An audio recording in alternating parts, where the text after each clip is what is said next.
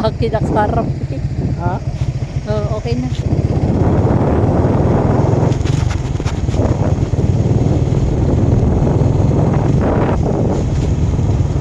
Lubok.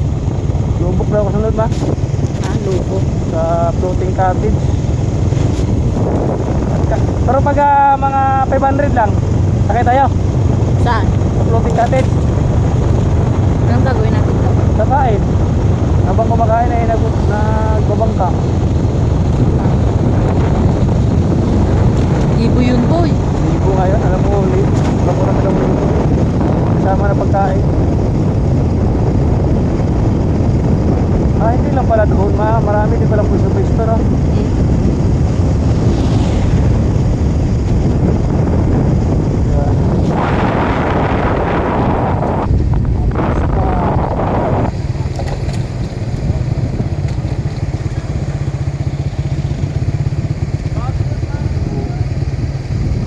Sa gitna talaga ng karsada. Maganda nga, maganda.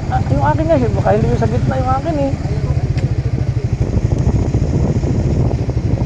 Ito, boy. Gitna. Bumaba ka muna. Ba? Picturean mo ko sa gitna kasama motor.